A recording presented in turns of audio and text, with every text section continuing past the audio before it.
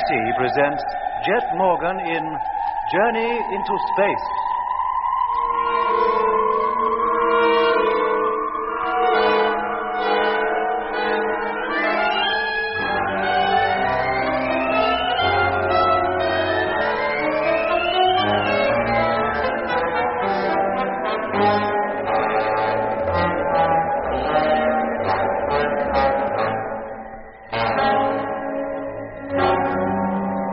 Lemmy and I were prisoners.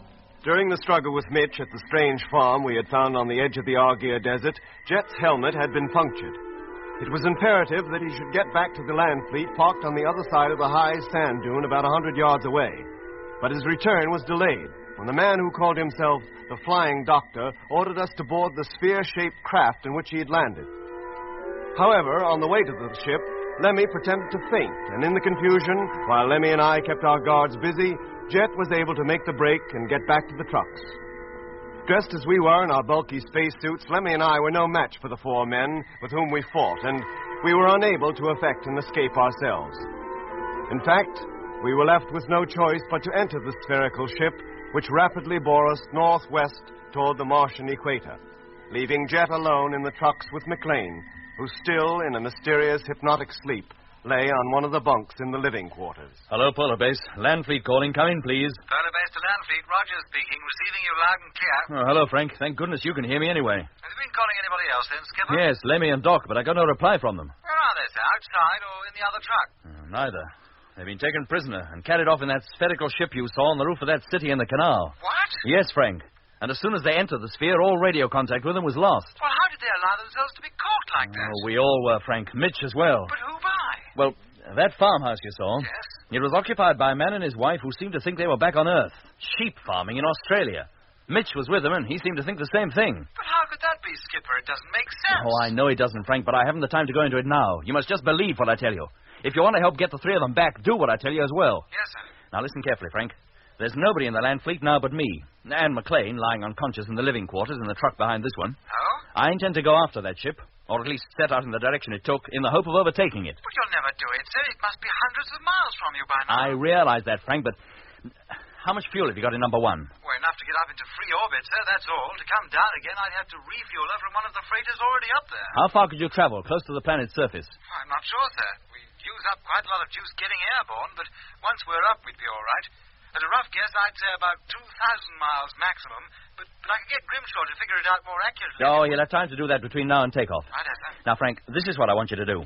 Get number one ready, then head for here along the course that I'll give you. Very well. Fly along it as far as your fuel will allow, including a return trip back to Polar Base. If you see anything resembling that sphere, or any place where you think it might have landed, report its position to me at once. Yes, sir. Meanwhile, I'll be traveling along the same course at ground level. But you have two trucks there, sir. Who'll drive the other one? McLean. McLean? But I thought you said he was lying unconscious on a bed. At the moment, Frank, he is. But I think he'll get up and go into the other truck if I tell him to. Very well, sir. Now, keep in constant radio contact, Frank, and call me as soon as you've taken off. I'll be heading northwest from here in just a few minutes. That's roughly the course you'll fly to, but I'll give you a more accurate one later. Right, Jet. I'll get a crew together right away, but that'll leave only one man here at base. Well, that can't be helped, Frank. Unless we get back some of the men we've already lost, we'll have nobody left to run anything soon. Yes, sir. I'll call you the moment we leave the ground.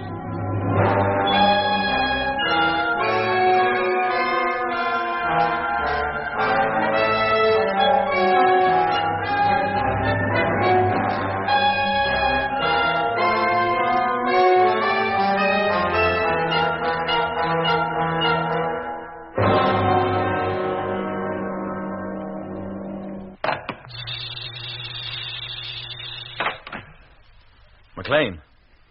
McLean. McLean, can you hear me talking to you? I hear you. Do you know who I am? What are your orders? Orders are that you get off that bed. Do you hear me? Get off that bed.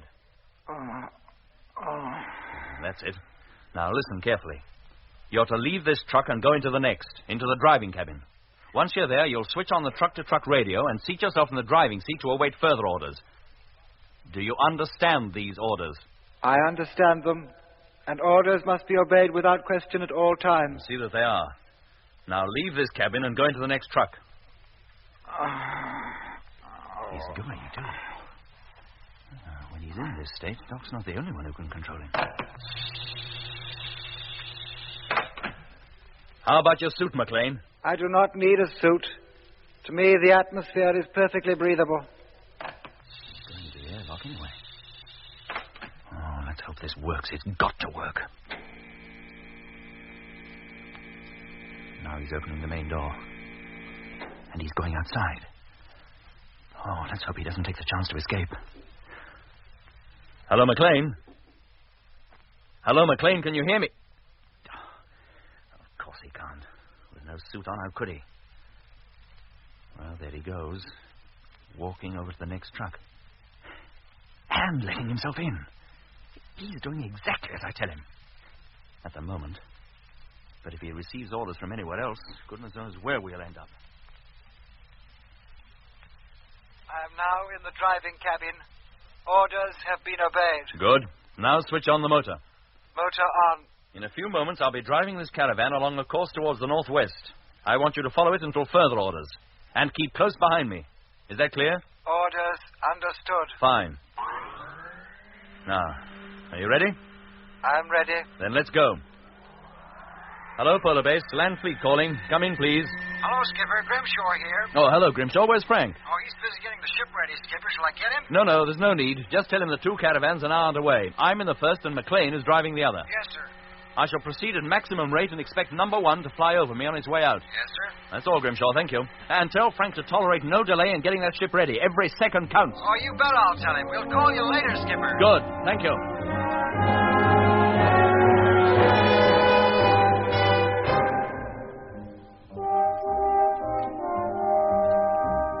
And so Jet set out in what could only have seemed a hopeless search for Lemmy, Mitch, and myself. All morning, with McLean following close behind, he plowed his way through the pink sand on a steady northwesterly course in the direction the sphere had taken.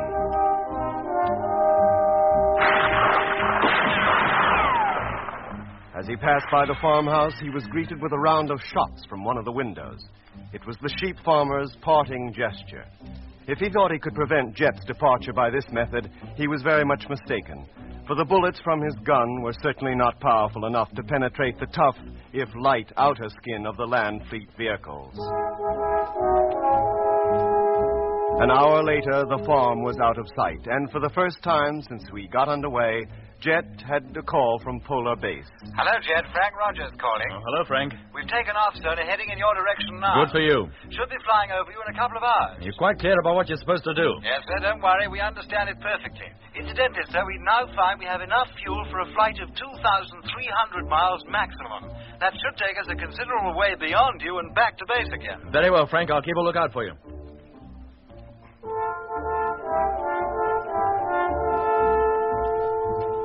Frank's speed in the freighter was, of course, far in excess of Jet's along the ground, and little more than an hour after Jet had spoken to Frank, the huge freighter passed overhead.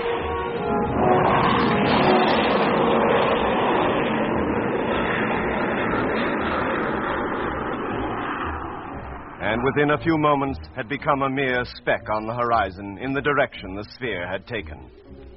It was about then that the sphere in which Lemmy, Mitch, and I were traveling, Mitch in the lower cabin and Lemmy and I in the upper one, reached the city of Lacus Solus, the great oasis where a number of canals crossed each other. What kind of place is this, Doc? And look at the size of it. It makes that other city we saw look like a back street. It's composed of a great number of pyramids, Lemmy, with wide streets running between them. And the biggest pyramid of all is in the middle of the lot. Yeah. This must be the Martian capital. Hey, Doc, do you think it's populated with people brought from Earth, or the real Martians live down there? We're much too high to see people of any kind, Lemmy. Oh, we won't be for long. Not at the rate we're descending. Hello up there. Hey, there's that quack doctor calling from downstairs. This ship must have some kind of intercommunication system. Well, if it has, I didn't see any sign of it. Hello up there. Can you hear me? Of course we can hear you. And if we could find any instrument to talk into, you might get a reply. You don't have to find anything. Just talk, that's all. Oh. We're about to land. Orders are that you come down to the lower cabin immediately. Orders? Who do you think you're talking to? Quiet, Lemmy. Hello, this is Matthew speaking. Orders, did you say? You heard. The door will be open and you will come down. But supposing we don't choose to come down? The Orders have been given, and orders must be obeyed without question at all times. We know all that, but we're not used to taking orders from anybody but Jet, and he doesn't happen to be here. You mean you are still able to resist orders? What does he mean by that, Doc? I know exactly what he means. You do? That noise we heard, Lemmy. It was supposed to stupefy us, put us under the control of that flying doctor so that whatever he ordered us to do, we'd do it. Oh, like McLean, you mean? Yeah, but it didn't work. First, because I seemed to be immune to it anyway, and second, because you fought against it and overcame it. Oh, so that was his little game. That was why he sent us up here, apart from the others. Yeah, and that's why he didn't send Mitch up here either, because he's already been treated. You mean Mitch will do whatever that Dr. Bloke tells him? All right, you needn't discuss it any further. You're not the first case we've had of this kind. They won't make any difference.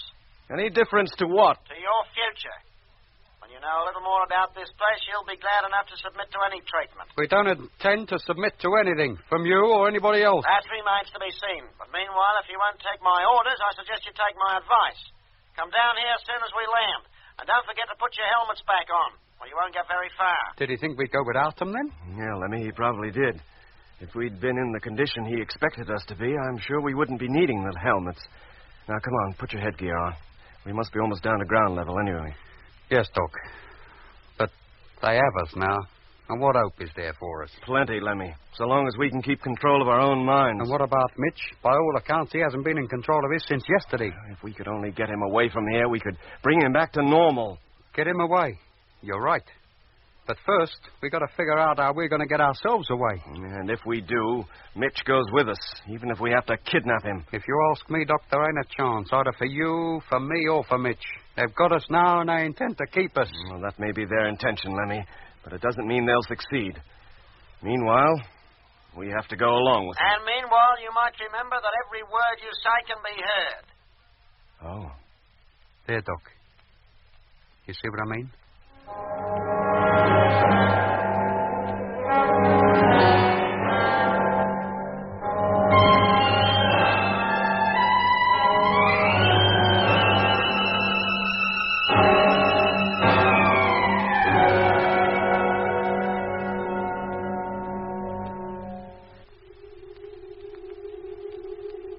Put your helmet on, Lemmy. We should touch down any moment now. Yes, Doc. And while we're about it, we'd better test the radios, too. How's that? I can hear you. Seems to be working all right. Yeah, mine, too. Pity we can't call up Jet. Tell him what's happening. He must be hundreds of miles behind us now. He'd never hear us. No, Doc. Hey. Listen. What, Lemmy? What can you hear? Nothing. Nothing. I mean, we must have landed. The noise has stopped. Yeah. Let's get over to the window. Yes, we've landed all right. On the roof of the giant pyramid, as I thought we would. And look down there, Doc. That street, it's got traffic in it. And people. Yes, and peculiar-looking traffic it is, too. Yeah, it looks like a lot of giant ladybirds on wheels. And just about as colorful. Well, the different colors are probably a means of identification. All right. Hold it, Doc. Sounds like his nibs is coming. Very well, gentlemen. If you're all set, let's go. Where to? Down to the other cabin for a start. And we'll all be together again. Not the way I was expecting, but we're all here anyway. What do you mean, not the way you was expecting? I thought we might have had the pleasure of all at least looking like normal human beings. But as you two prefer to remain as you are, you still have to wear those monkey suits. And that's a pity, because new personnel arriving here in an unconditioned state can often upset many of the others. And what about Mitch? He's supposed to be normal, I suppose. On this planet, he is. Doctor, would you mind telling us exactly what is happening and where we're going? Sorry, gentlemen, I wish I could. Merely carrying out my orders to condition you and bring you here. But we're not conditioned, not Doc and me. No, but at least you're here. It hasn't been a bad haul, really. You two, the two gentlemen who are now my assistants, Mr. Mitchell and the one you call McLean. McLean? But he's back in one of the land trucks with Jet. At the moment, yes, but his orders were to bring Mr. Morgan here, and I've no doubt he will. When orders are given, they're always obeyed. And after Mr. Morgan, there aren't many of you left, are there? Aren't there? We know a good deal, Dr. Matthews. We knew when you left the moon of the scheduled time of your arrival here on Mars. Mars? Then this is Mars. You admit it. To you, of course. Well, why to us? And if this is Mars, what are you? Why do you go around telling everyone else you're a flying doctor in Australia? Because, Mr. Barnett, there happen to be a lot of Earth men and women living in the Aguirre Desert who believe they are in Australia. We like them to feel at home, like them to think they're surrounded by the things they're used to, and unlike you and Dr. Matthews, they're all very happy with the arrangement. But here they live under an illusion the whole time. Even on Earth, millions of people live under an illusion, often for the whole of their lives. Well, you haven't illusioned us. No, and more's a pity. You might have been a lot happier if we had. Hey? Now, how about going downstairs? The rest are waiting. One moment. You said you knew our scheduled time of arrival here. How? Full information was passed to us at regular intervals. By Whittaker? That's right. Of course. Pity about him. He was very valuable to us. We could get him to do almost anything. So Whittaker was one of you? Yes, since 1924. Before then, he was on Earth, leading a normal, dull, earthly life. At least we gave him something to live for, something to achieve. And look how he ended up. Yes, we hadn't allowed for Peterson. Well, what do you mean? With the exception of yourself and Peterson, there wasn't a man in the fleet that Whittaker could not have controlled. Could not, given the time, have brought completely under his own influence. So that's why we had all them nightmares whenever he was around. Yes. It's easier to get control of a subject once he's asleep. But if they won't sleep... Now, let's go downstairs. Just a minute. Well? Where did you come from? From Earth. How long ago? 15 years. Until then, I was what I now pretend to be, a flying doctor in the Australian bush. But the way you talk, you might be a Martian. I decided a long time ago that there's no point in fighting the inevitable. I threw in my lot with them. As a trained doctor, I have a way with people. Might be a bit rough and ready, but it serves. I'm the go-between. Between them and the people who've been brought here. I see to it that their illusion, as you call it, is not shattered. Them? Who are them? The Martians. For whom and by whom the rest of us exist up here. But who are they? What do they look like? I wouldn't know. I've never seen them. Oh. Doctor, supposing you had a chance to go back to Earth, would you go? If I were on Earth now, I'd be 15 years older. I was no chicken when I came here. What prospect is there for me if I return? But how much longer do you expect to remain as active as you are now? I don't know. But I do know that in the city of Orpha, there are people who came here from Earth during the opposition of 1879. The opposition? Of what? The opposition of Mars, of course. When it is close to the Earth. That is when our ships leave to pick up new personnel. Approximately every 15 years. Of course.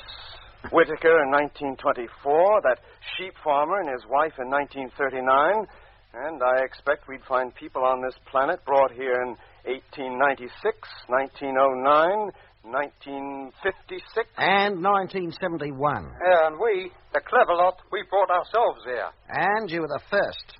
The others came by the usual method, as I did. How did it happen? In those days, there were lots of reports of flying saucers being seen, particularly in America. Yeah, that's right. I remember when I was a kid, a fellow in California wrote a book about it. Said he'd not only seen a flying saucer land, but he'd actually spoken to one of the crew. That's right. And a lot of eyewash, or so I thought at the time. And then I saw one myself, actually down on the ground in the Simpson Desert, west of Banduma. Go on. Well, naturally, I was curious and approached close enough to photograph it. Then the door opened and a man came out. He spoke good English, invited me to look around. 5 minutes later, it took off, with me inside it. And now I'm here. I do as they tell me and make the best of it. If you take my advice, you'll do as I've done and do as you're told. There's no escape. Neither you nor your fleet will ever get back to Earth. Now, is there anything else? No, I think that's enough to be going on with. Thank you. Very well. Let's go down, shall we? All right, Lemmy. Down you go. Thank you, gentlemen.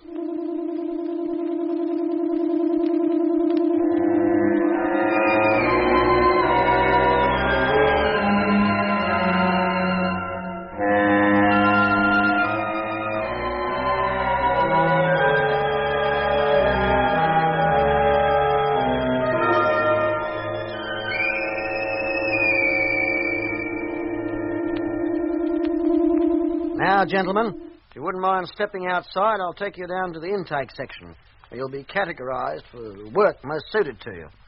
Work? You don't think this is a free hotel, do you? Once you're here, you have to work for your keep. What's that? That is something I don't decide. But you're more fortunate than most people. You're all very skilled in your own particular professions and should be very useful to us. Your long stay could be extremely pleasant. Who are you kidding? Come over here to the terrace wall. Well? Look down at the city. What do you think goes on down there in all those buildings? How should we know? Well, I'll tell you. Each pyramid is a little city within itself, has its own citizens, a couple of hundred in each. With their domestic staffs and their own medical staffs and directors of culture, leisure and sport. Our aim is to see that every worker is happy, well-fed, properly trained and highly efficient. Sounds marvelous. Just like a colony of ants. But what are they working for? To go back to Earth, eventually. Hey? For nearly 100 years they have worked to that end.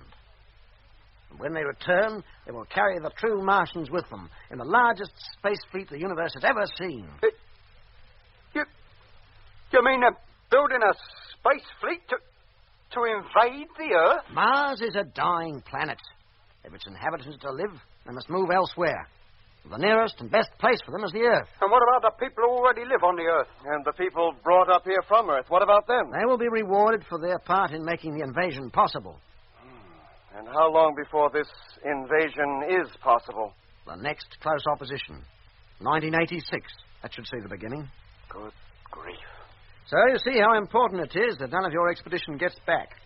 It's all too horribly clear. If the Earth knew what was in store for them, they might make preparations to resist. And... what's that? Sounds like a plane of some kind. Hey, Doc! Doc, look! It's one of our fighters. It's number one. It's Frank!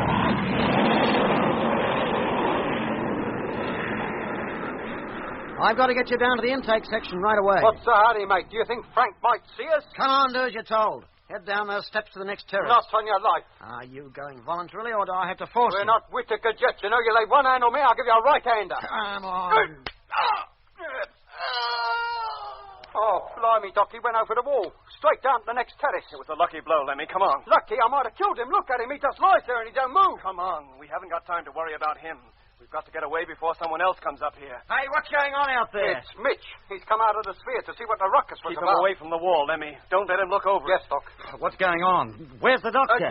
Mitch, boy, he's gone down to the next terrace, Mitch. He says we're to wait in the sphere until he gets back. And what was that flew over just now? It was pretty low, wasn't it? Not as low as we would have liked. What? Hey, it sounds like it's coming back again. Yeah, it seems to be pretty interested in this part of the world, doesn't it? Hey, Doc, Frank must have seen us. And he is low this time. Frank! It's us, mate! Remy and Doc! Number one. Freighter number one. Hey, Doc, did you hear what he said? Mitch, do you recognize that ship? Does it mean anything to you? I don't know. I never saw a plane of such size, and yet it seems vaguely familiar. Has its picture been in the paper or something? It certainly has, but not on this planet. On this planet? Mitch, go back into the sphere. But the doctor told you to wait there, didn't he? I'm all mixed up. Hey, what place is this? It's not Adelaide, is it? No, Mitch, no. Now get back to the sphere. Yeah, I guess I'd better. All right, Lemmy, come on. Where are we going? We're getting into that sphere, too. This is our chance to escape, to get back to Jet at least. Hello, Jet. Number one calling. Hey, listen, that's Frank calling Jet up on the radio. And we can hear him. Hello, Frank. Hello? Hello, Jet. Will you repeat that, please? It wasn't Jet, Frank. It was me, Lemmy. Hold it, Jet, will you? I could have sworn I heard Lemmy's voice then, and pretty strong, too. I couldn't hear what you said. Hello, Lemmy. Come in, please. Hello, Frank. It was Lemmy you heard, and this is Doc.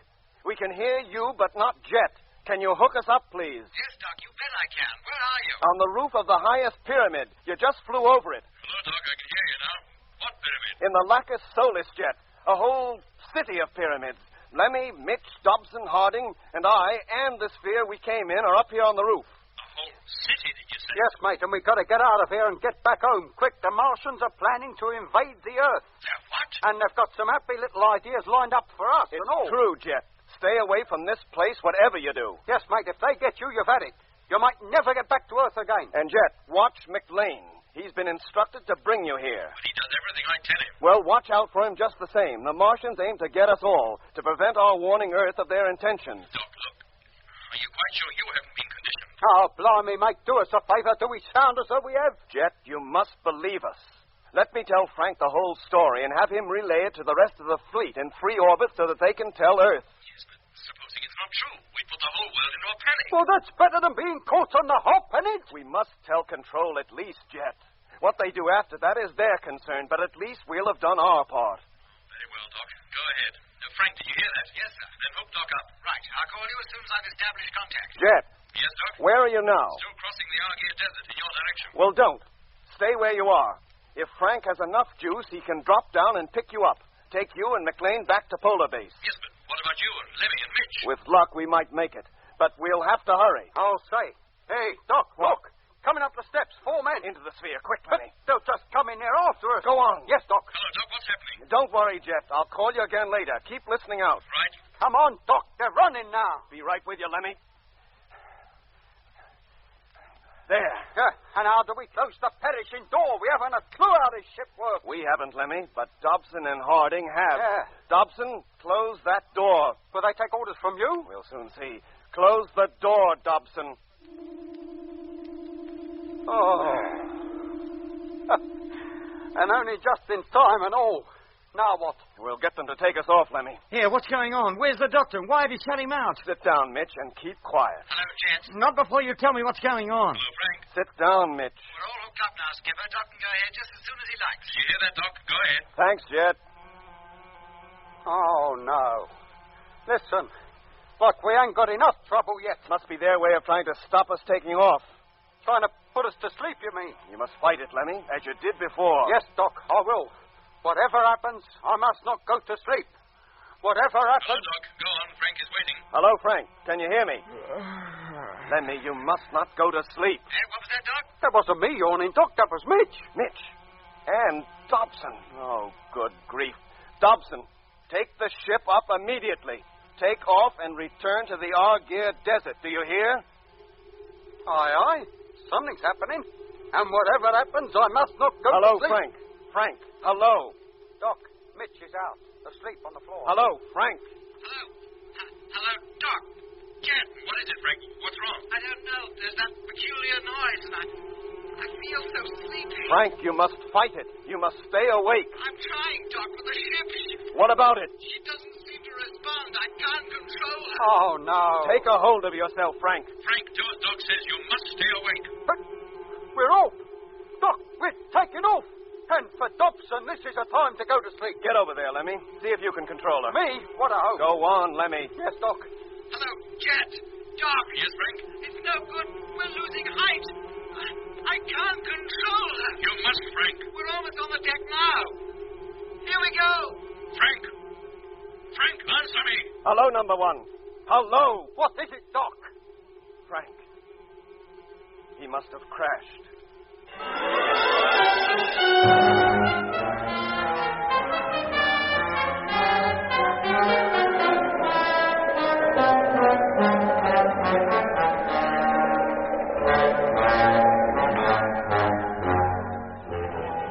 In episode 18 of Journey into Space, you heard Andrew Foulds as Jet Morgan, David Kossoff as Lemmy, Guy Kingsley Pointer as Doc, Bruce Beebe as Mitch, and with David Jacobs and John Casabon. The orchestra was conducted by Van Phillips, who also composed the music.